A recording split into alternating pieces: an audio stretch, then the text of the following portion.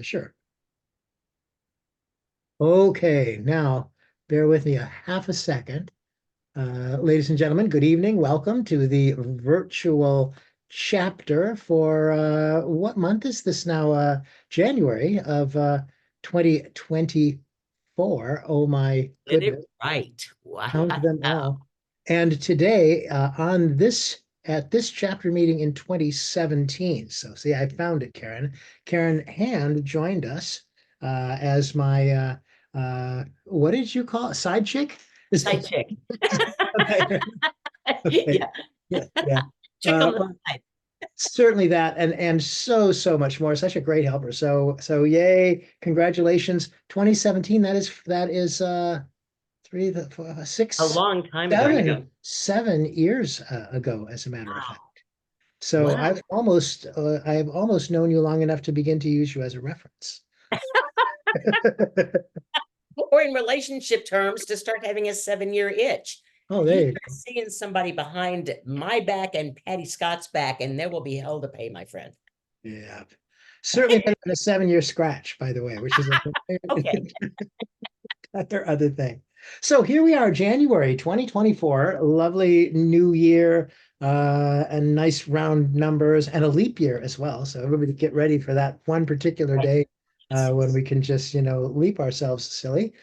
And at the beginning of the year, as is usual, we just had a celebration of 12th night or Epiphany. And I used to have this thing in my business, in my office, every year on January 6th to celebrate the Epiphany, mostly to get people together with a whole lot of great food and to have this wonderful metaphor of these wise men going across the desert following a star to to use it as a metaphor for personal growth and for setting goals and stuff. There's a great shamanic meditation actually that I used to do with a ceremony every year.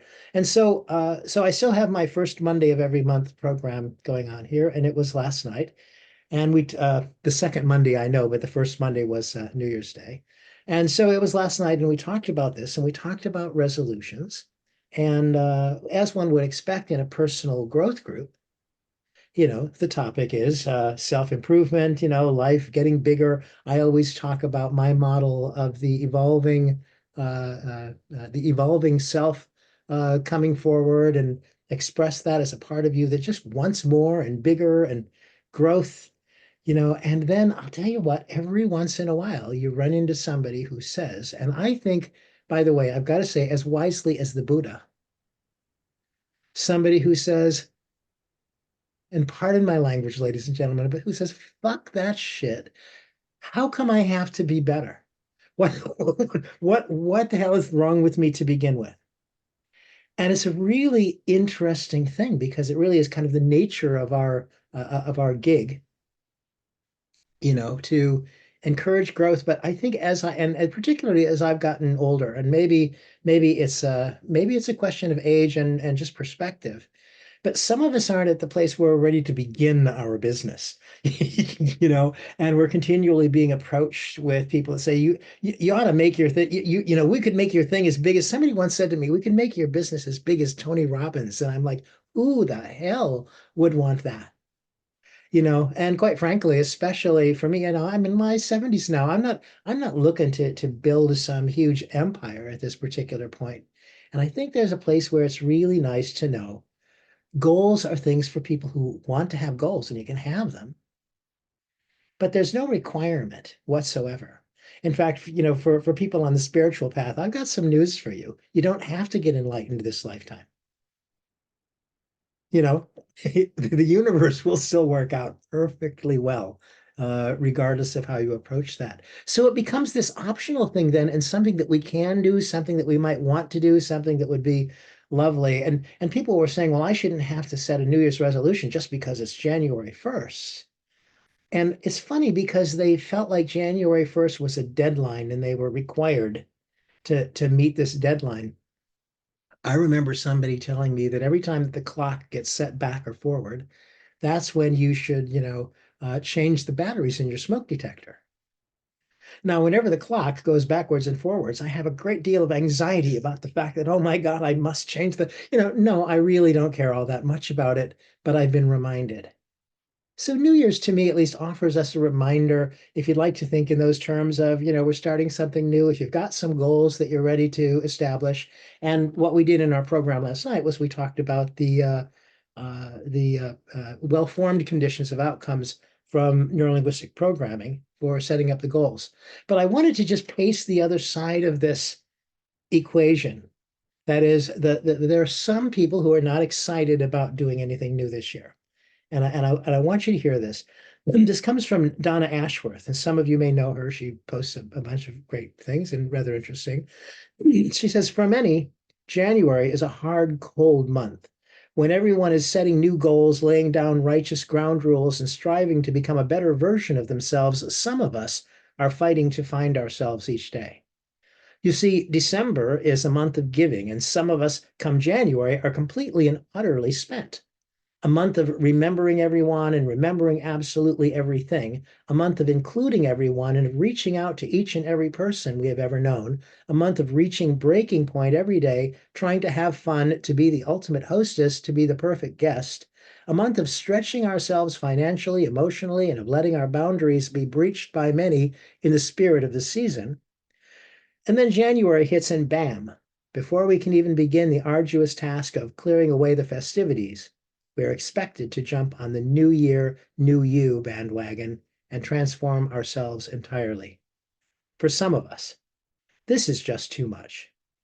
January is the darkest and most depressing month of the year, and for many sensitive souls, the barrage of advice on how we should be living is just too much.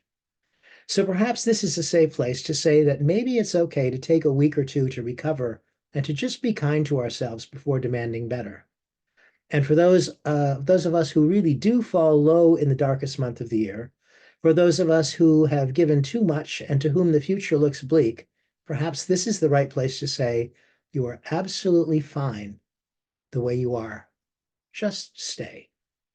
Take some time to breathe. Take some time to not think about anything much at all except breathing in and breathing out. Take some time to build back up, not to tear yourself down. For many, this month is a mountain that looks unclimbable. Be kind, my friends, always. Donna Ashworth. Really quite nice, and I guess a reminder that everybody isn't as enthusiastic, as we might be, at this time of the year, and have some sensitivity to that. But also to think of the goals we set for ourselves as invitations, invitations to allow for growth, and not requirements at all, just opportunities. So that's the part that I wanted to say. And I know, Karen, you have some stuff about the same topic. It is pretty much the same topic because Michael, we've talked before about Michael is poetry, and I am a limerick. Well, I did bring a poem for tonight, Oh my. spurred by what Michael just did. I'm bringing one of my favorites, but you'll notice it's quite much shorter. Uh, I had an epiphany in this last year. My husband retired, and he retired in May. And we thought, okay, we can really do some different things. The problem is there is no change without change. And the way our lives had evolved together was he worked a very bizarre schedule because he worked in television sports. So when there were games, he was working. When he was scheduled to work, and when there weren't games, he wasn't working. So when he was working, I scheduled clients and classes and things like that. It worked out really beautifully. We had the same days off and that kind of thing. Suddenly in our lives, I didn't have a schedule to work around. All of the days were open. All of the days were available. And unfortunately, I found myself a couple of weeks scheduling clients every day, all day. That was a lot of work. I had to learn a new way of organizing my life. We had to learn a new way of organizing our lives. And the way we had always done it before was to organize work first. You put work on the calendar, you do your work, and then all the free time. Of course, I was pretty good. I allowed some free time. I allowed weekends, or I allowed time for vacation. I allowed time off. I haven't worked a holiday since my radio days, because when I became in charge of radio, I said, I was a news director, and I said, nobody wants to hear about the obligatory fire that killed 2 children on Christmas morning. So let's just not do news. And they bought into that. So that was the first thing I did, was take myself off of the air and not have to work when I became news director. Now, so I allow myself time, but I didn't know how to allow myself first time. I didn't really know how to organize it. So I had to figure it out. And this kind of spells it out. I'm going to read Natasha Josefowitz. When I was in radio, Natasha Josefowitz was traveling the world with her poetry books. Is This Where I Was Going? Was the first one I talked to her about. Natasha was in her late 70s then. She had been a consultant for General Motors, for Allstate, for Fortune 500 companies. And she was a go-getter. She was a strong, dedicated woman. And what she wanted was to write poetry. But she worked all the time. She traveled all the time. She thought she would write poetry when she traveled. It never worked. She finally had to stop working. She finally had to decide to make a change. This is one of the poems in her book. I have arrived. I haven't seen the plays in town, only the computer printouts. Excuse me. I haven't read the latest books, only the Wall Street Journal. I haven't heard birds sing this year, only the ringing of phones. I haven't taken a walk anywhere but from the parking lot to my office. I haven't shared a feeling in years, but my thoughts are known to all. I haven't listened to my own needs, but what I want, I get. I haven't shed a tear in ages. I have arrived. Is this where I was going? And I had to stop and think about that. I have achieved some extraordinary success. I had an extraordinarily successful radio career. I've had an extraordinarily successful hypnosis career. I've had an extraordinarily successful writing career. I'm so sorry about the cough.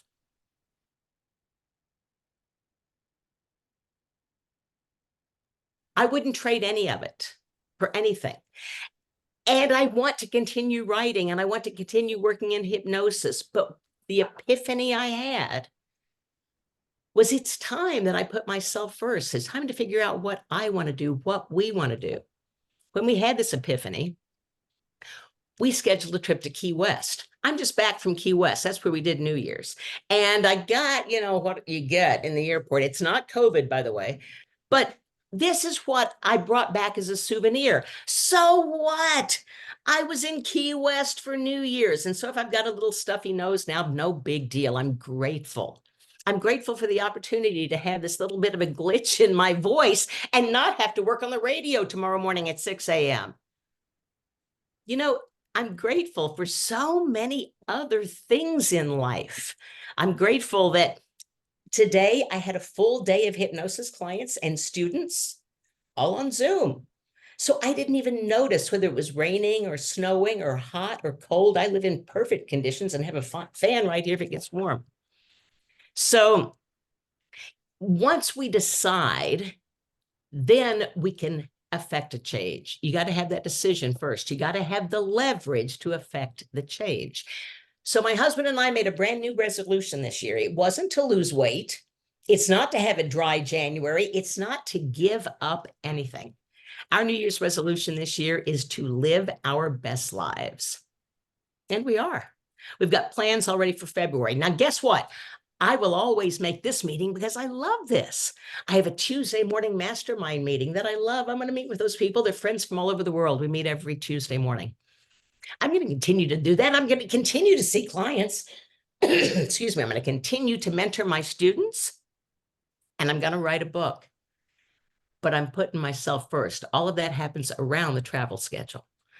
That's my resolution for the year. So what are you doing for you this year? What is the resolution? Not that you're going to give up, but the resolution that you're going to do for you this year. Is it okay, Michael, if we ask to share a little bit of that? By all means. Who would like to share what you're going to do for you this year?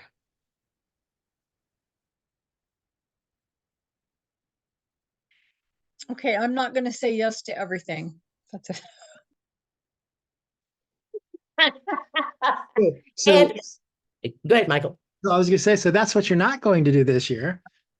Good deal. Good deal. Yeah. So, because by the way, sometimes growth is about a pruning as much as it is about an expansion, you know? And yeah, so you're cutting back on the saying yes to everything sounds like a lovely idea. Nice. So, I'll- Connie, what about you? Yeah, so prior to this weekend, because I was awakened to something.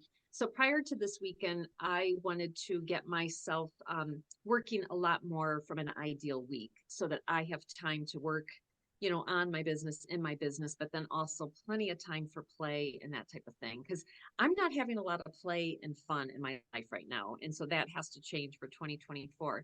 And on the heels of this, I was talking with my daughter and one of her best friends over the weekend, and her friend Amy, her resolution is to do something new that she's never done before, do one new thing a month. And so we actually went and played bingo on Saturday night because Amy's never played bingo. So Morgan and Amy invited me. I'm like, this is fun. And I thought it was such a great idea. So I might steal that from her. What a great idea. I Yeah. learned a new tip vicariously that I had never even been aware of. Everybody else is going to roll your eyes and laugh at this. But when one plans ahead, it builds anticipation, it builds excitement, it's cheaper. Right? My husband and I discovered we've always been very spur of the moment type people. Ooh, let's go someplace this weekend. And then we fly someplace for thousands and thousands of dollars. We plan 2 trips, and we, with reasonable airfare, with reasonable hotel accommodations, we'll be in Mexico later this year on the beach, steps away from the water, because we planned ahead. How cool is that? And the accommodations were cheaper than if you wait till the last minute. That was a nice learning out of this change, but it takes leverage for change. So, Carrie, I got to ask you, what is the leverage? What will you get out of saying yes less? Oh, I'll get more carry time. To do what specifically? Well, part of the carry time is kind of swirling around and kind of figuring out what that is. I spent a whole life at saying yes to everybody else. And so I really need to pull back and decide, what do I like? What do I don't like? What do I want to do? What do I want to try? I love the new thing every month. I love that. We may have to try that. Yeah. Would you commit to trying that right now? Yeah, I could do that. I would do that. See, I just said yes. Okay. Well, yes, but you have to say yes to change in order for change to happen. There has to be a change for change to happen. Yeah. And one of the things I was doing was playing because one of the things I think we need to do is be specific. If you leave it out there in the void, out there in the vacuum, nothing gets done because the subconscious mind can't work out the details of nothing. If you go on some people go on vacation and don't have a destination, but most people have a destination of some sort. So from wherever you are, if you decide that you're going to go to Honolulu, there are some things that instantly fall into place. You can't walk. Well, I don't think we have anybody from Hawaii here tonight. You can't walk. You can't probably ride a bicycle. You can't, you could take a boat, but it would take a really long time. So you probably got to fly. Well, that falls into place. You make your plane tickets. You know what to pack. You're probably not going to pack a parka unless you're going to go up into the mountains on Maui or something like that. But what I'm saying is when you have a specific destination in mind, the details back time themselves right into place, and the subconscious mind does it all for you. It just goes to work for you. So whatever your resolution is, to do good or to make a change or to do something different, get specific with yourself so that your subconscious mind can get to work on the details. In fact, NLP would say to get sensory specific with yourself. And I think that's the great question is, what is it that you'll see and hear and feel when you have this outcome, that you want, that you're going for? I think there's an issue about this, however, in terms of specificity, that's a caveat, I think. And that is every once in a while, somebody decides that they want to make some particular change, or they want to have a new relationship, and they've identified the person that they want to have it with. Only that person just is not going for it. Where if the goal is, I want to have a new relationship, and these are the qualities that I want, and I get specific in that way, rather than requiring it to be dependent on a particular individual or something like that, that could get in the way. Just like when you plan on going to Hawaii, I don't think that you necessarily need to know in advance that you're going to have lunch on 17th Street at the, right at, like that. But specific enough that you know that you're on track towards achieving the goal is absolutely important. Yes, and if Antonio Perez happens to call you and says, let's meet at this street, you'll go, well, I'll be there that day. I can do that. Yeah. This is why a fellow hypnotist in Hawaii. Yeah. This is why Bandler and Grinder invented the meta model, because Virginia Satir said when her clients were telling her that what they wanted was to be happy, she pointed out to them that wasn't sufficient information. It became this big deal in neurolinguistic programming that said, wait a minute, we are asking for things. I want my life to be joyous. I'm looking for a fulfilling job. There's no information there whatsoever. It's Ericksonian hypnosis. It's Milton Erickson saying, and in hypnosis, a person can have a wonderful experience, enjoying all of the beautiful things that come to mind. And isn't that right? That's right. Yeah. So have a nice trance with that. So Karen, I don't want to truncate us, but we're getting close to the time. So let's see if anybody has anything they'd like to add, and then when you're ready, I'm just going to back up here a little bit, and you can introduce our guest this evening. We do have a minute or two, so somebody else want to share? Yeah. Yeah. I see Susie. Unmute yourself, Susie, and share.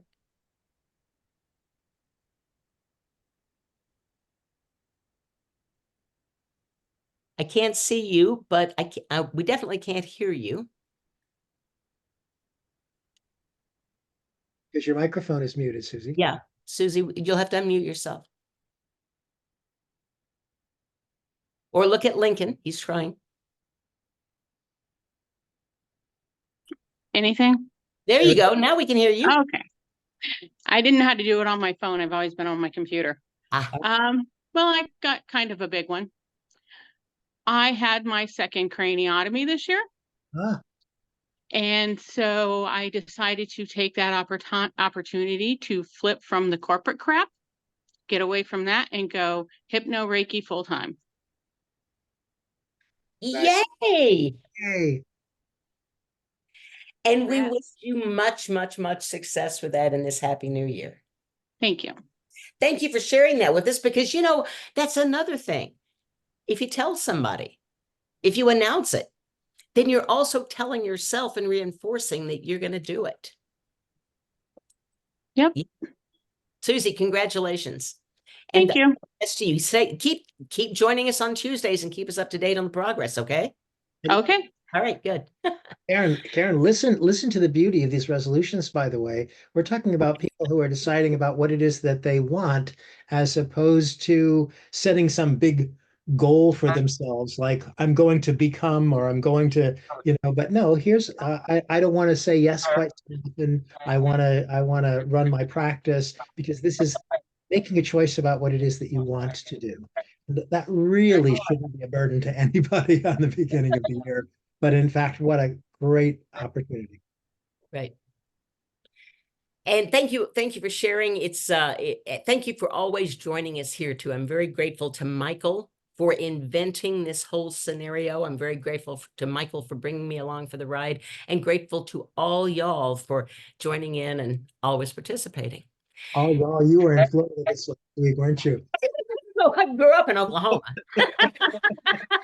And I think it was Kelly Clarkson who made it cool to say y'all again. Yeah. So that's kind of my Kelly Clarkson thing.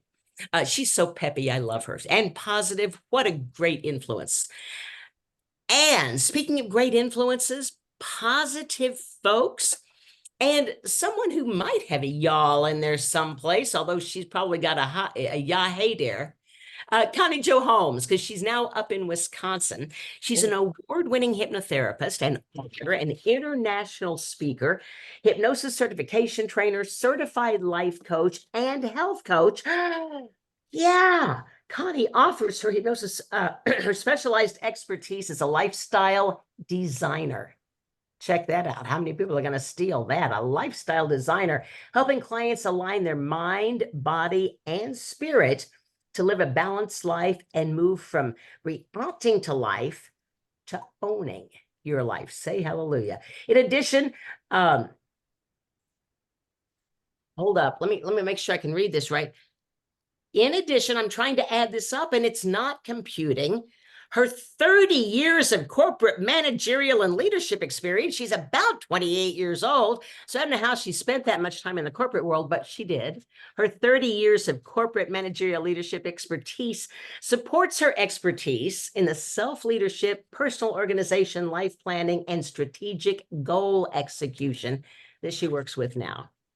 And she's going to talk to us today about how your clients write their own script. But Connie, I got to first know, how did you go from that corporate managerial position into this wacky world of hypnosis? Well, quite honestly, my last, my second to last corporate job, it was at the American Academy of Dermatology. I was there for 19 years and I loved it. I really saw myself probably retiring there. But I ended up getting, and now I know it was by design because it was supposed to kick me out, because I wasn't supposed to retire there. I ended up getting a boss that was so difficult. So difficult that half of her direct reports, 7 of us, left within a year of each other. And she started to affect my self-esteem. And I thought, I need to go before I'm a shriveled up balloon. And I thought, you know what? But no matter where I go, there's always potential for a boss like this. So what can I control in this situation? And so I decided, you know what? Controlling this would help with me, creating my own company. And then I thought, well, gosh, what am I going to do?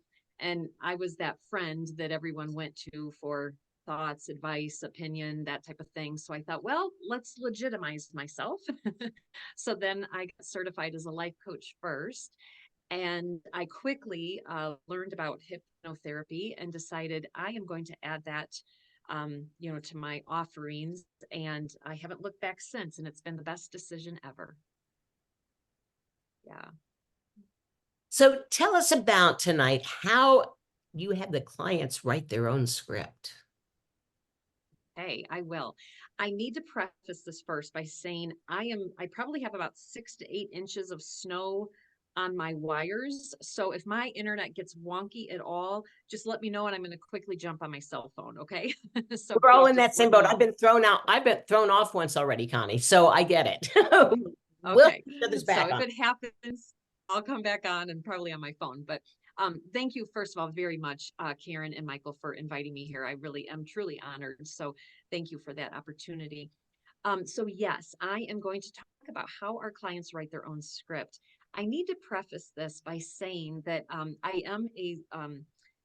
I do certify others to get certified as a professional hypnotist.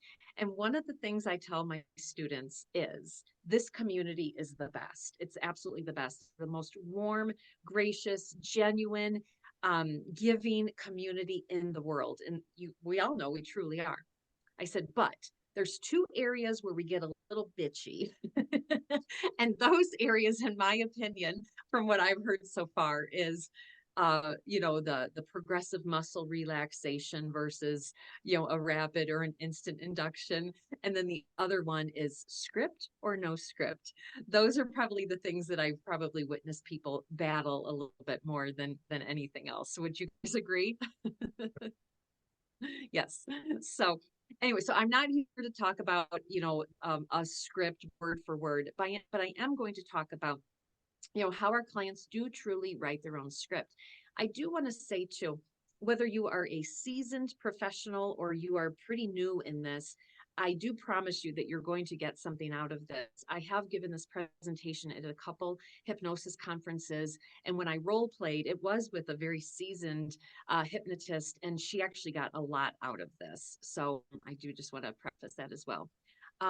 So I am here representing my company. I'm BU to be Full Hypnosis and Coaching. And I do want to say my mission is actually in my company name.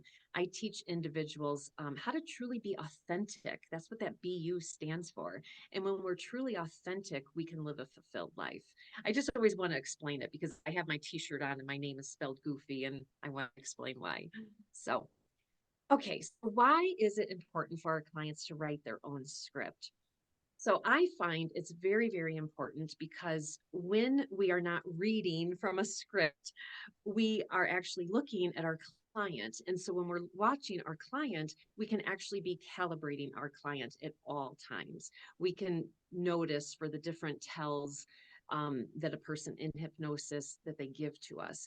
And so that right there is probably one of the biggest reasons to, put that script, that written script aside, so we can always be calibrating our clients. Another reason is when we can go scriptless, it allows us to truly build our skills and our confidence, which is massive in the work that we do. Also, it allows what we're working with our clients for every single thing to be totally customized, but then also very impactful because we are using that client's, the words that they use, and we're feeding that back to them. And then on that note, we're actually utilizing that client's model of the world. So all of us on the screen, we all have different models of the world.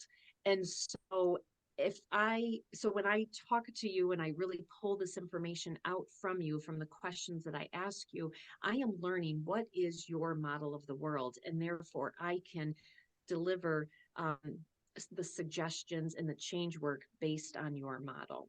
So those are some of the reasons why having our clients write their own script is really imperative in my opinion.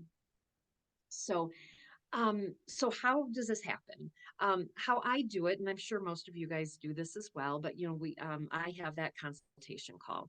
I am still doing a free 30-minute consultation call. I'm Chatty Cathy, so it's on me that I can't get it down. I don't want to say can't, that I haven't so far got it down to 15 or 20 minutes. Maybe that'll be a goal of mine in the future. But right now I'm the 30-minute consultation call. But anyone who does consultation calls, why we do them. But some of the things that I'm really pulling out from that is because from that consultation call, one, you want to have a high conversion rate. So then you're already at that consultation call, having that client already starting to write their script. How does that happen? It happens because one, you're tapping into that client's mindset. Just like Michael and Karen were starting this out as far as our goals. Are we coming from a point of, lack in our goal and our mindset and our thinking, or are we coming from a point of abundance? Are we looking to take things away? Or are we looking to add things? All of that tells us a lot about our client's mindset. So that helps us then with our positioning quite a bit. Hand in hand with that, that allows us to begin our framework and our language patterns. Karen speaking her language there, but it really helps us with that. Kind of further to what I was saying with the mindset, it also lets us know, is that client somebody who's coming from a pain point or from a compelling future? Are they somebody who's running away from pain, or are they, can they really, really see their future? Because that helps us with positioning quite a bit as well. And then obviously, the main reason why we're having a consultation call is to just get to know that person, understand what their challenges are, that type of thing. So then after I have that consultation call, then that person signs up. Key is that conversion, right? But then once they sign up and I am preparing for them to, either arrive to my office here or we do it via Zoom, I have my planned approach. Plan is key word, right? And we can all laugh after that. But so I have my planned approach as far as what I want to do with the client. And so some things, what I mean by that is, I already have a really good idea. Well, I already know the change work that they want, and based off of their model of the world, their mindset, that type of thing, I'm going to determine my approach. And so part of that approach is, some of the suggestions, indirect, direct, use of metaphor, the framework that I might use. When I say framework, it could be, is it going to be parts work? Is it going to be, maybe I'm going to, create that scenario of planting a garden, and what are the seeds that you're going to plant, that type of thing. That's what I mean when I say framework. I'm going to think about some future pacing and maybe an anchor, all of those types of things. That's what I'm going to have in my head when we're going into that session. But then for me, I don't know about you all, but y'all, but I spend quite a bit of time on that pre-talk. I really do, because I think the pre-talk is just as important, if not a little bit more important than even the hypnosis session. Probably they're hand in hand. But during that pre-talk, I am just learning so much information about that person. It's starting to confirm some of their mindset, all of these different things. I am going to go into detail about my pre-talk because I actually want to do some role playing with that. So I'm going to just say pre-talk for right now, but we'll come back to it. But the main thing I do want to say here with my transition is we've all probably heard that phrase that good questions create good answers. And that's exactly what we're doing during that pre-talk. And then also during the pre-talk and, like the suggestibility exercise and stuff like that, I'm learning, what is their, are they more, out of their senses, their VACOG, but, are they visual, auditory, kinesthetic? I'm really pulling that out as well. Even though, and I'm sure you all do this too, but even though if I know somebody's really, really visual, I'm still always going to say, see, feel, hear yourself, notice what you notice, imagine, so I want to do all that to cover all the bases. I want to tell you, so in doing this, it's amazing because since doing this, I have several examples, but I'm going to share 2 or 3 examples of some of the questions that I've asked and how it has led to those clients writing their own script. So the one client, actually the 2 clients I'm going to give an example for, they both were for smoking cessation. And so the one, he was a lifelong smoker, 3 packs a day, all of this stuff. And he was a farmer. He is a farmer. And so, we're talking and I'm really, just asking him all these questions and all this kind of stuff. And then the magic question that I asked him was, because he smoked all the time, because he was like probably 3 to 4 packs a day. It was a lot. So I said, oh, and he also started smoking when he was like 13 or something like that. So I asked him, was there ever, not even a time that you didn't smoke because he started so young, but was there ever a place that you could not smoke? And so he, being a farmer, he said, oh yeah. And he didn't even miss a beat. He answered immediately. He said, oh yeah, in the barn. Like, you never smoked in the barn. Well, I'm a farmer's daughter myself. I'm a good old farm girl too. So I totally know why you wouldn't smoke in a barn, but I still asked him those questions. Like, well, why would you not smoke in the barn?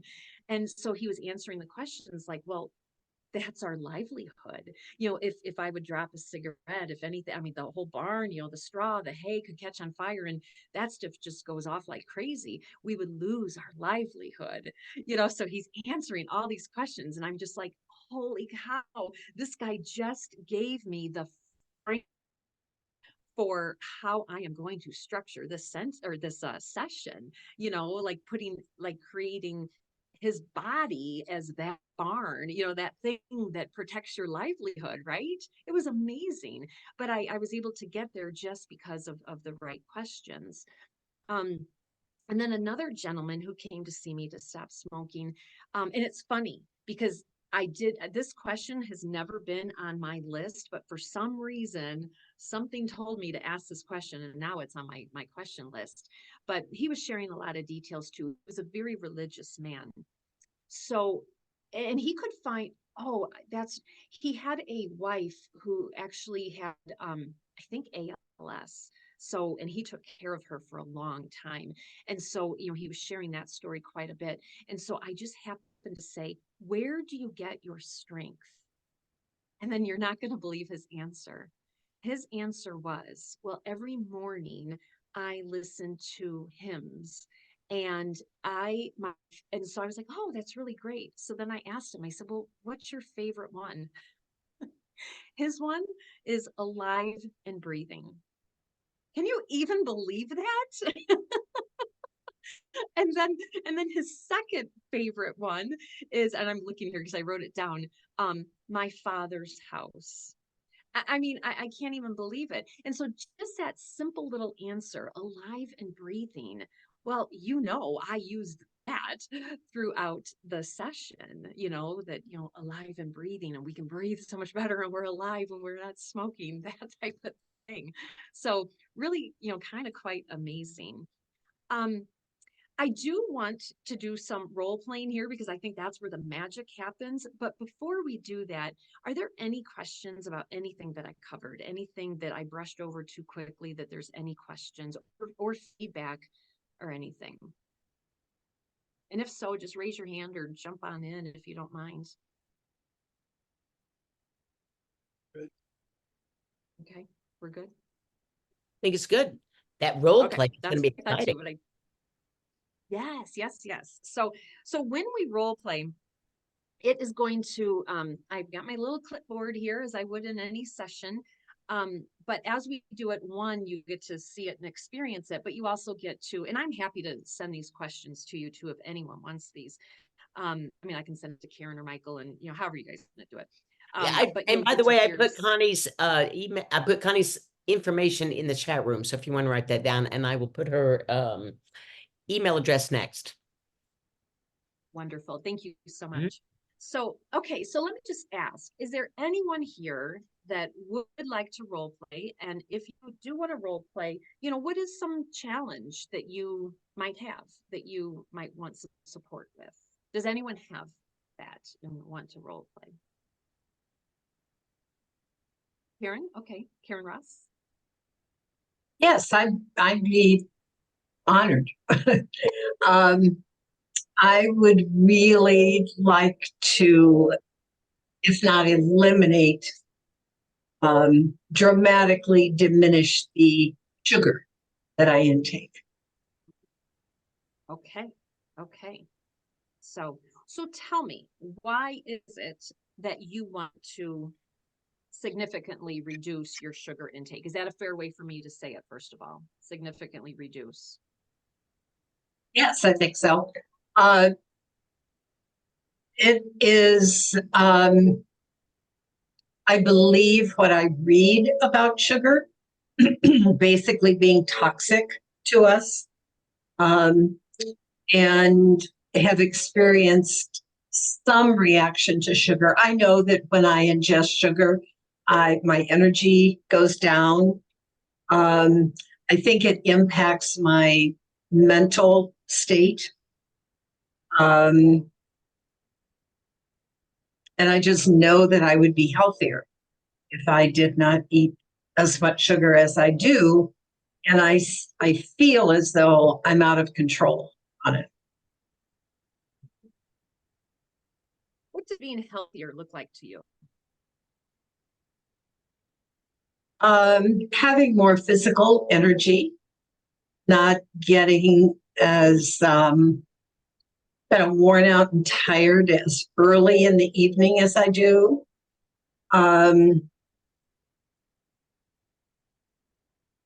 Being more, excuse me, Karen, I guess it's catching.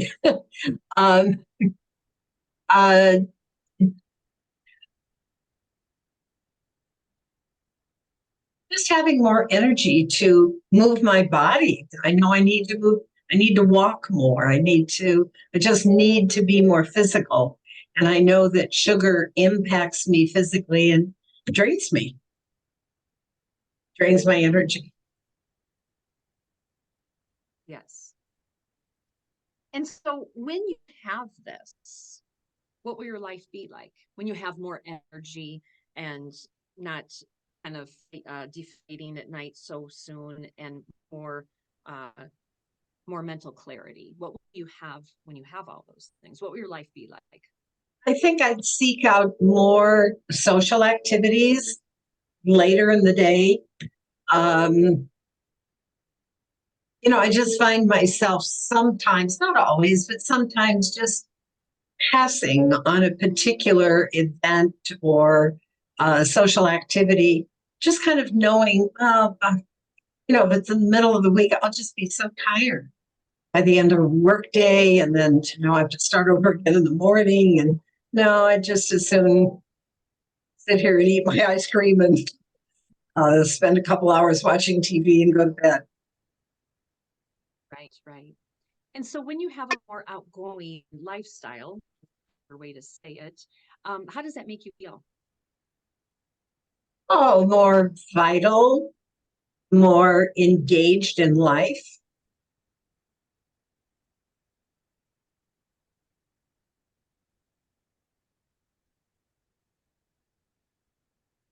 The word energy just keeps going around in my head. I'm more energetic. Right, right. What does energy mean to you? Good question. Well, of course, there's physical energy, and then there's spiritual energy, I guess you'd say. And I think sugar impacts both. The physical energy, it's just knowing that you can do whatever you choose to do or are called on to do. So sometimes it's a matter of being needed, possibly, and you don't have the energy to fulfill someone else's need, whereas you might have that desire. And then going on the more spiritual energy side, I think that's where I talk about it having an impact on mood, mindset.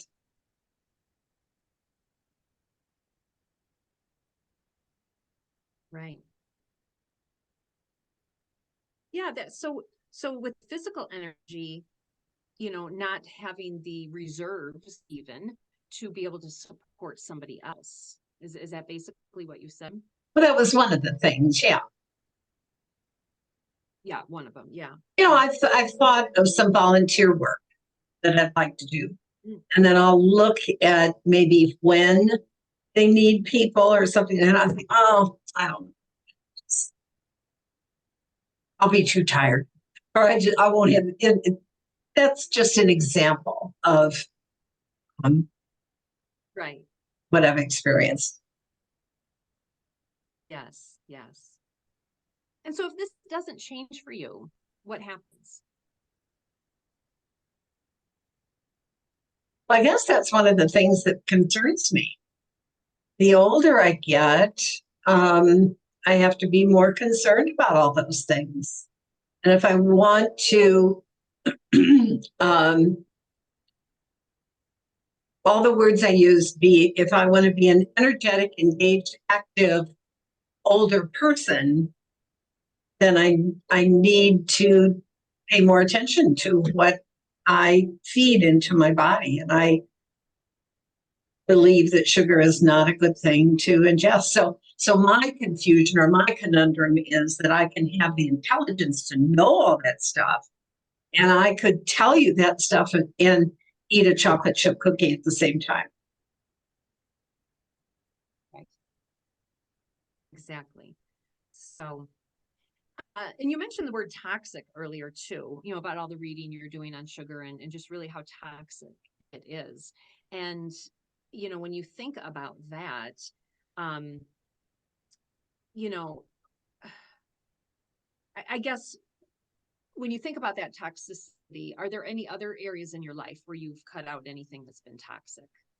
Well, I was just going to say, I wouldn't ingest something else that I knew was toxic. So it's interesting that I believe that about sugar and yet continue to ingest it. There are many things that I can think of horrible chemicals that are toxic. I would never consider ingesting them. And yet I've a couple of those with me. Oh, geez. Well, a milder one I think of is mouthwash. You know, we put mouthwash in our mouth, but we don't ingest it. And it may not even be all that toxic, but I think we assume it could be. So we're careful not to ingest it.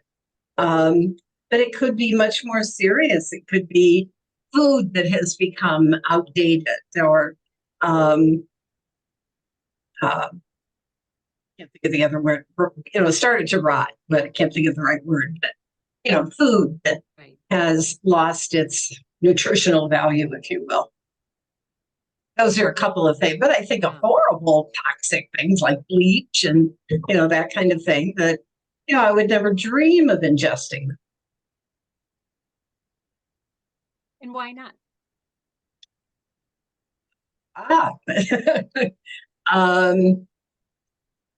I'm just sure they would make me sick.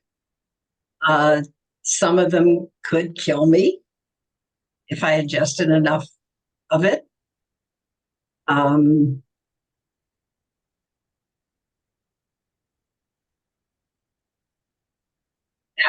And you called sugar toxic at the beginning. Yeah, right.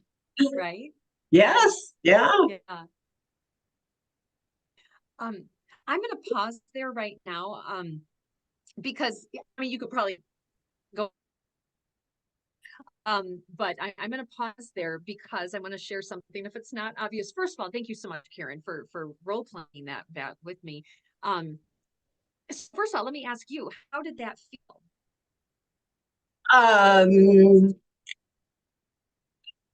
Well, I think it may have been, well, I think it was good for me too, because even though I know some of the things I stated intellectually, being put in this position to just consider them from a little bit different perspective, I think could be helpful to me. Yeah. So I think it was good. There were moments that it felt a little uncomfortable, but it's fine. Yeah. So I thank you. No, it's all good. And that's what I hear, you know, both when I role play this in different scenarios, but also with my clients. They're like, wow, you know, just these questions alone, you start that change work. And that's very helpful in and of itself. But if I can point out some obvious here, but okay, so if I didn't spend time with that, if I and of course we didn't do the consultation call or anything like that, but you know, you can imagine that the consultation call would be a lot of what, you know, Karen said at the beginning. I'm consuming too much sugar, it's wearing me down, and I want energy, and you know, all this kind of stuff. So you could just look at it like, oh, that's pretty straightforward. I'm just going to do a typical, you know, sugar addiction script, or, you know, messages or something like that. And so you could be thinking before you saw that client that you're going to come at it just from, and I'm making this up on the fly a little bit, but, you know, sugar's bad for you. It's, you know, rots your teeth, that, you know, all these different things. You could come at it straight from that point, and that would probably be fine. However, now I have so much great stuff, especially the toxicity. I mean, for me to make this very personal and even more impactful for Karen, you know, she was talking about it being toxic in her body and then comparing it to other things. Well, I can be using that in that session as a great example for her, and to really be pointing out how, with her own words, she said sugar is toxic, and she would never ingest anything that was toxic, but yet sugar is toxic, and making that connection and some comparisons and things like that. And and you know, you might think in advance to talk about sugar as being toxic, possibly. But now with this pre-talk, I'm definitely going to bring that in there, but I'm also going to use her comparisons with that, you know, because because I was writing this down, so I'm looking, you know, she would never swallow mouthwash, any outdated food, maybe fermented. I don't know if that's the word you were thinking of, but, and definitely not bleach. And you wouldn't do that because you were sure that they would make you sick and that they could kill you. And sugar can probably do that very same thing. So right there, I've got some gold nuggets with that. Plus, some of the things that she was talking about, like we all know, like energy. Okay, so model of the world. So my model of the world with energy might be a certain thing, but I needed to clarify what is Karen's meaning, definition, and what is her model of the world around energy. And she clarified that to say that it's physical energy plus spiritual energy. And so right there, I've got, a little bit more to work with. And like I said, we could have gone on a little bit more, and I could have asked her about her strengths and stuff like that. But, for the point of just kind of pausing right there, I just wanted to, interject that and then ask if anyone had any questions or further thoughts. But also, if we have time, let's do another role play, though, because, there's so many ways to tackle this. And no matter what the presenting challenge is, you can really get some gold mine responses from people. I have a question, if you don't mind. So, okay, you've gathered all this beautiful information and your client has indeed written the script. Now, do you send them away and say good luck, or do you do a formal hypnosis process with the information they gave you? Oh, thanks for having me clarify that. No, I would definitely then go into the hypnosis session. So all of this stuff is at that pre-talk. They show up in my office or on my Zoom screen, and thanks for being here, thanks for filling out my form, and and then I know we're here today for the sugar addiction, but I've got some more questions for you. And then I would go through those questions, and because that's where I'm pulling, this, to me, a gold mine out of. And then with that, I am going to, because again, coming into this session, I had some plans on how I might tackle this, but this pre-talk and all of this gold that I was just given is going to firm up exactly what I was going to do, plus give me even more information to give during that hypnosis session. Yeah. So thank you for having me clarify that. So I wasn't clear on that. So thank you. Any other questions while we're paused? Do you want to do another role play, Connie? Yeah, I definitely do. Show of hands, are you guys already doing something like this, or maybe not spending as much time with some of these questions at that first session? I think there's a couple of things that are interesting to me about what at least what I'm seeing here. Some of us are familiar with a piece that Melissa Tiers has taught a whole lot of people that I learned from Stephen Gilligan, and it has to do with this kind of interviewing and jotting down a whole lot of lines and then creating a script literally out of the information that's been given to you by the client. What I like about it is because you're asking a few more questions, so it becomes a little more like that meta model notion. We were talking about specificity earlier.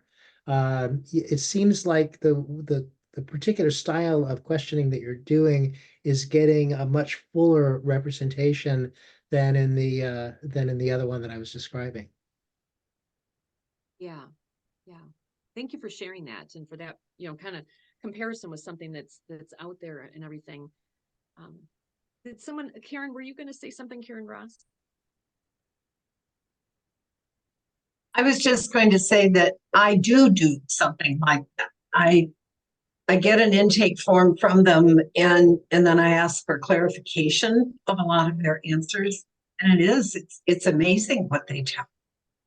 Amazing what you learn that would veer way off of a prescribed script.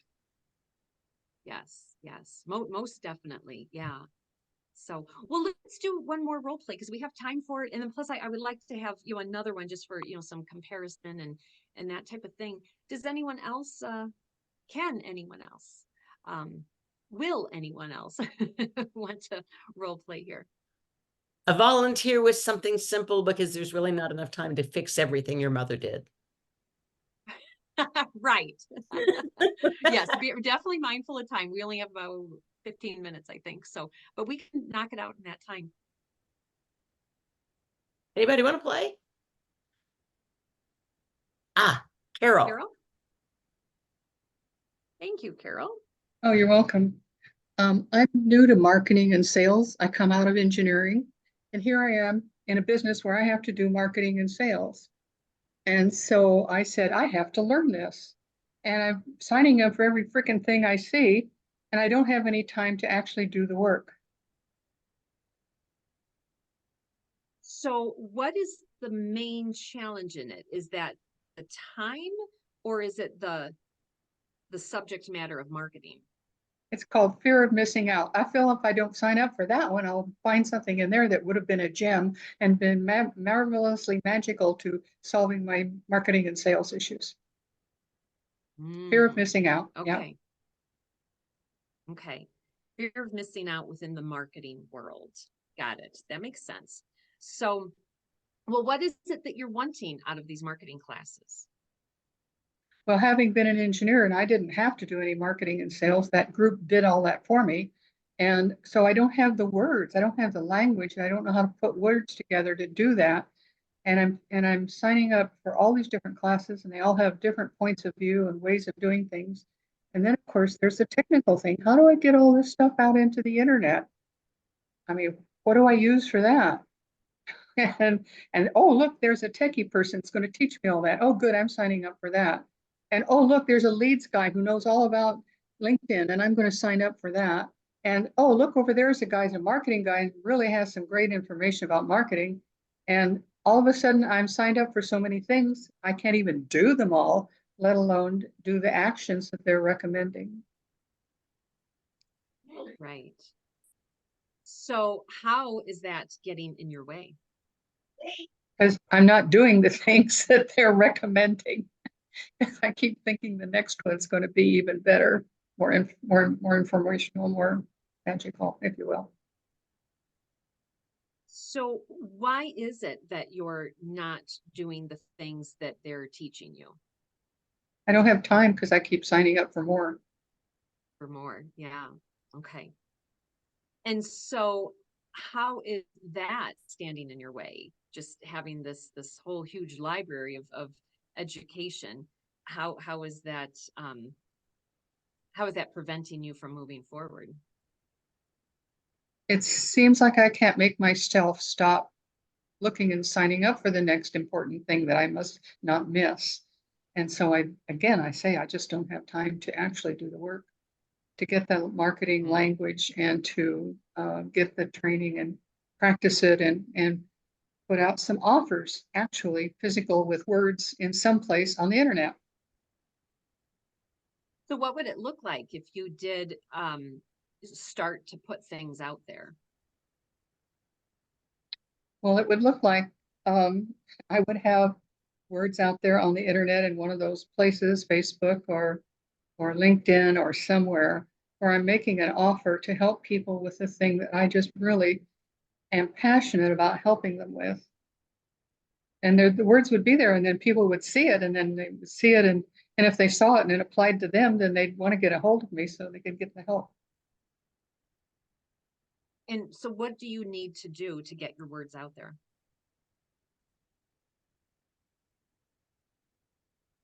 That's a good question. Well, first of all, I have to stop signing up for everything. I'm thinking, actually have been thinking of pruning. Someone mentioned pruning. Was that you, Karen? Yeah, pruning. Some of the things that I'm already doing and simply not following up with that, which would make me feel a little bad, but not all that bad. And figuring out which of the ones that I have that I do have time for that I would actually implement and enjoy doing. Right, right.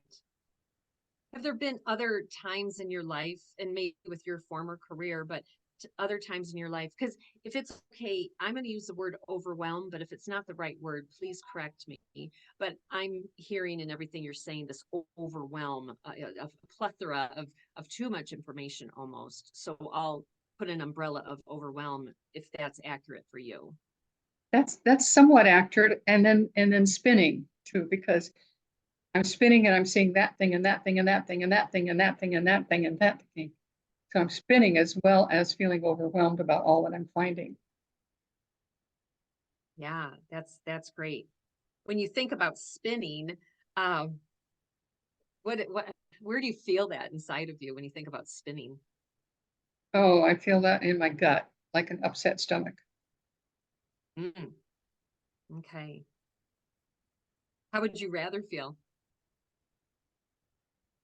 I would rather feel calm and confident and looking forward to getting people to talk to me about the work I do so I can help them. I would like to have well, I had one experience where accidentally somebody did in a networking group hear what I do. And she said, we've got to talk. And so we talked and I got a client and I got paid and that was super. And I said, whoa, that was easy. I didn't have to do any marketing language at all. All I had to do was in a networking group, tell people what I did. And I'm very good at saying what I do. Okay. So what message is there for you on that? Well, obviously the message is, Carol, you have to do more networking. And part of that is, of course, goes back to another issue I have. Karen said, not anything that your mother did to you, but I am a little on the introverted side. And so networking is a little scary, but I've made myself get out and do some actual socializing and getting more comfortable with being people that don't talk about engineering. Right. So let me ask you, earlier you said that you would rather feel calm and confident with getting your words out there and connecting with people and having a conversation. What do you need to do to feel calm and confident, to get yourself to that place that you can feel calm and confident getting your words to people? I think I actually have to do the things and see the results and Right. and work with the results to improve them and enjoy the good results and learn from the bad results. Right. Take your learnings. Yep. So I asked you earlier if putting the umbrella word of overwhelm was okay for you, and you said yes, but spinning was actually a bit better and more appropriate. Has there ever been a time in your life and maybe your former career where you found yourself spinning or overwhelmed? Yes, and this speaks to what Michael Watson said too. I was laid off during the peace dividend, and they didn't need engineers that worked on missiles and stuff like that. And so I started putting my resume out everywhere. And I was getting people calling me and wanting to interview me. And I don't want to go to tornado zone, and I don't want to go to hurricane zone, and I don't want to go to earthquake zone. And so finally I said, stop it, Carol. Just say what you do want. And so I said, I want to work with people who respect my ability, need my ability, and are appreciative of the work and creativity that I have. I want to work with people that are nice to each other and to themselves and enjoy being where they are in their workday. And I want to be paid well, whatever that means. And so I put out all of the things about how I wanted to feel about this new job that I was asking for without being specific about anything. It could have been in the middle of tornado zone where it turned out to be the best one, but it turned out to be an earthquake zone in San Diego, California.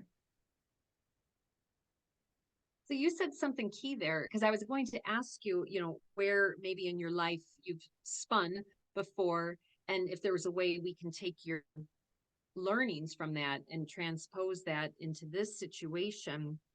But you also said a key phrase there about how you corrected that was connecting to your feelings of what you exactly felt. And I haven't been doing that.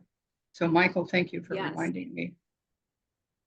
So can you share here before we conclude, how do you want to feel with stepping in to this new role that you're in and really learning and then applying your marketing skills? How do you want to feel with that? I want to feel that I know the right words, the right way to say them comfortably and easily for marketing and sales. I want to find clients that really want what I have and that they know that they can count on me and rely on me to be honest with them. And I want to feel that heartfelt thing that you get when your client is so wonderfully happy about the results they've gotten in their life and how it's have improved their feeling about themselves and their life.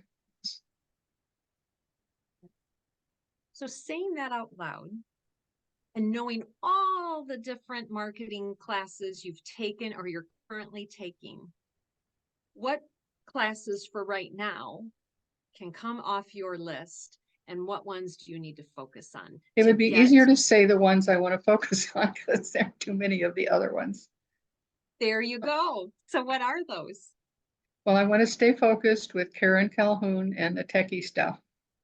She's teaching me click by click stuff to do in the internet that I had not grown up knowing how to do. So I will stay with that. And I forget Jason's last name. Anyway, he's the leads guy and he lives in England. And he is doing some really great teaching on how to create your profile in LinkedIn and in a way that focuses on client wants, not who you are. It's not a resume, Carol. It's yeah. So I'll keep him. Let's see, who else am I keeping? Those two for sure. Oh, do either of those connect you to the right words to say? yes. Okay, great, great. And then there is another one, Nikki Rausch, who is a sales maven. And her way of, and she's an NLP person too. And so she knows the NLP language. And she says there's a way to ask for permission to ask rather than just bombard them with all of the stuff you do and then say, can I have your money? And so she has a much gentler approach and it's an approach that's very respectful. And I like that. So three, I keep those three. Okay. So I'm going to pause there. So one, I hope that was helpful for you, Carol. What did you get out of that? Well, I got out of it that I need to focus and am focusing more on the feeling that I want to get so that the magic of the universe can bring it to me without me having to know how. So thank you very much for role playing. I really appreciate that. So with Carol, and again, we didn't role play and it's fine, you know, that consultation call, but you know, she first presented with a fear of missing out in the marketing world and taking all of these classes and everything. And so with, I mean, maybe I would have seen her paperwork, had that conversation with her. And maybe I would have thought to come at it from a point of confidence, like you can do this and, you know, just do a confidence and an ego boost. Maybe I would have thought to do something like that. But in doing this, you know, one, hopefully just talking this through, you know, this is where the coaching comes in, but just talking it through, hopefully, Carol, you already came to a good resolution on your own, just through that conversation. But then taking everything that she shared with me, but still going into that hypnotic experience. I'm looking at my notes, but you know, that hypnotic experience, honestly, after having the conversation with her, I totally would have tapped into her feelings. You know, how does she want to feel, and really future paced her, you know, maybe set an anchor, you know, just different things like that. That's what I would have tapped into her going into hypnosis. And Connie, I have the memory of having been a very successful engineer, respected, admired, and I've been given parties for achievements and stuff. So I know what that feeling of confidence and pride and feels like. Right. So thank you for sharing that, because had I done that, you might have been like, oh, I already know this stuff. This isn't really helpful. You know, and then that session could have fallen flat. So, so Karen and Kara, I thank you very much for role playing. And I hope that demonstrated the power of really good questions. And May I ask a question, Connie, real quick? Questions, pull it out. Yes. Show of hands in the room. Excuse me. You came up with a brilliant idea for her. She came up with her own brilliant ideas. Just show of hands in the room. How many of you, in listening to either of those two conversations, had your own ideas about, I know exactly what to do. Oh, that's the metaphor I'm going to use. Oh, that's the word that we're going to use. How many of you, just show of hands, had ideas just by listening to that? There's no right and or wrong. What Connie Jo Right. did, the way she would have approached it would have been a perfect way to do it. The way I would have approached it with Carol might have been different. Michael's might have been different. Carrie might have done something entirely different. It doesn't matter. It's the connection that Connie had with Carol that was the magic, right? But what she did Right. was show the questions that spark the idea in you, and every single one of us had ideas from that beautiful conversation. Karen and Carol, thank you both for playing. Thank you. And thank you, Karen, for really elaborating on that, because, and just like before I would meet with them, I would have, had some ideas to do, and those ideas would have been totally fine, totally fine. But this, I just feel the point of this is just asking those deeper questions to get to the heart of that person, because with their words, whatever we do, whatever kind of metaphor, whatever kind of framework, it is going to be right. But what really makes it right is that connection with their words. And that's the whole point of this. I wanted to share it with everybody. So thanks for really allowing that conclusion. So thank you. Thank you. That was great. Any questions? I didn't mean to step in, Connie. No, I appreciate it, because it really, that cinched it all and gave a nice conclusion as far as what, why I wanted to share this, because I just find it really effective. And then again, it's really about making it so personalized, customized to that client, using their words, their model of the world, that type of thing. Really think, if I might just add it in here, our ability to be successful really is so dependent upon our ability to listen.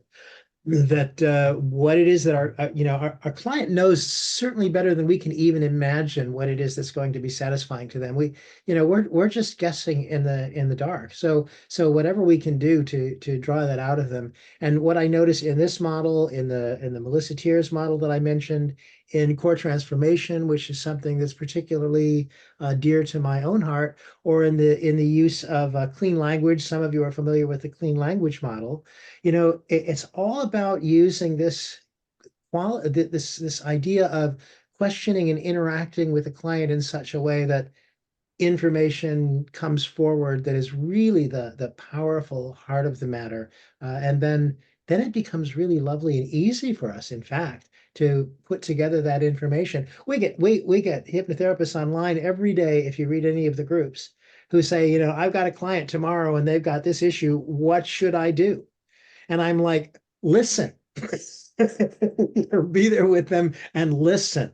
Because if we're making it up in advance, we're doing it for somebody that is not our client in the first place. So I really like this and appreciate it, Connie. And come up with whatever idea comes up to you. I wanted to ask Carol, when is she going to leave the circus? Why did she decide to join the circus? Well, it sounded like a good idea at the time. Because I was seeing a 3-ring circle. You were the ringmaster, you were the magician, throwing off all these distractions, joining all of these things to distract, and spinning all the plates. You were the plate spinner. Yep. That's exhausting. It is, yeah. So leave that circus job. And do the job that you want to do. And whatever it is, it doesn't matter. Whatever ideas spark with you, that's the important one to connect with your client. Right.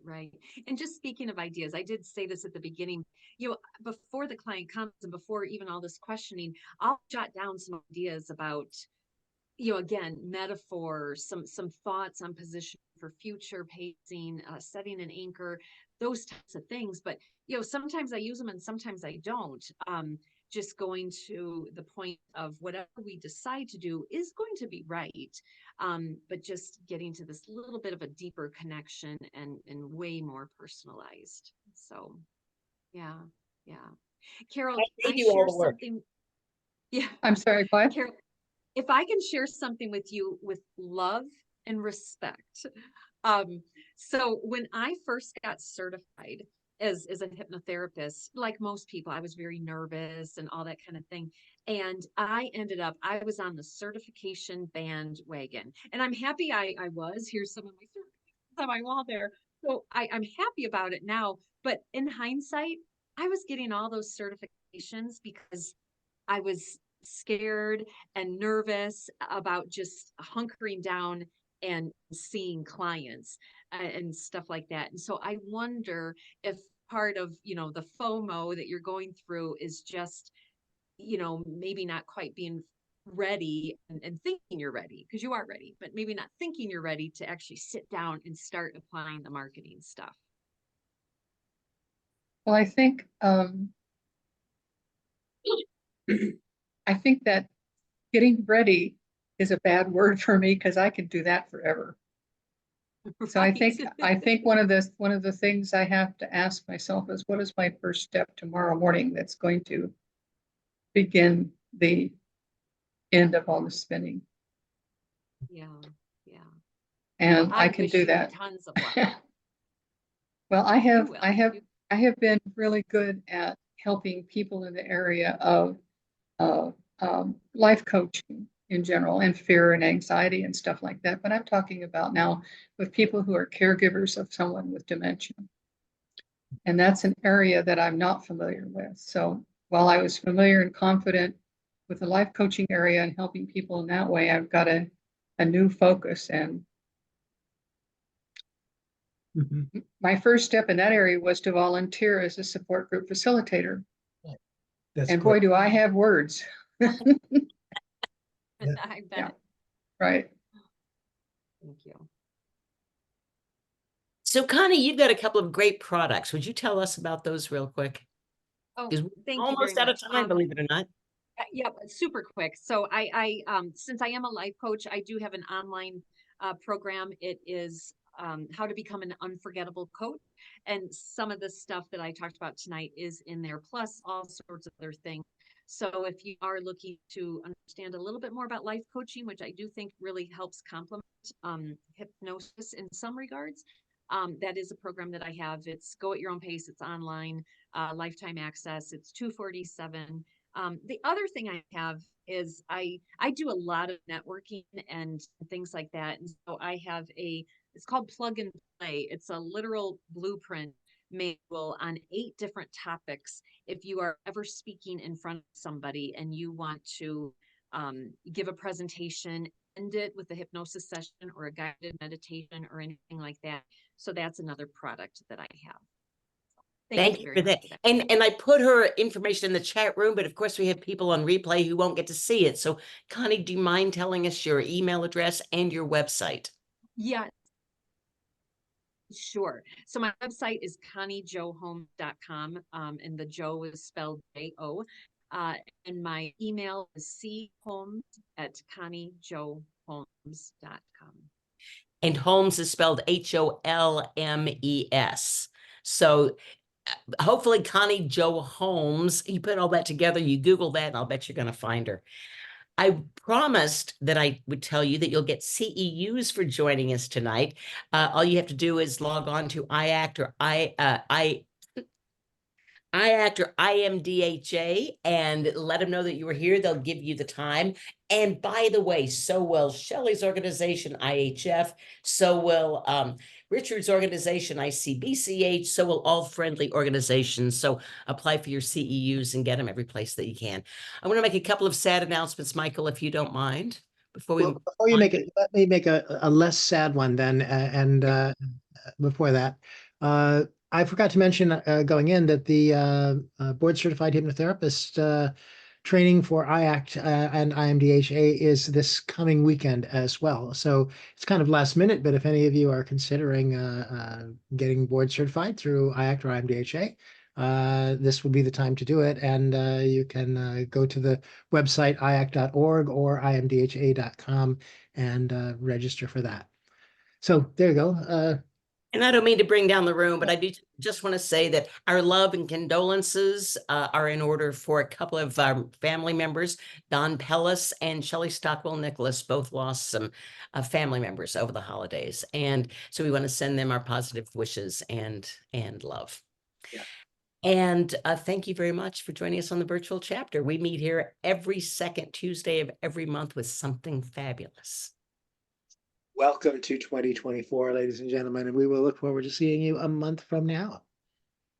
Good night, everybody. Thank you. This was Thank you. excellent This was today. great. Thank Thanks, you, Connie. Connie.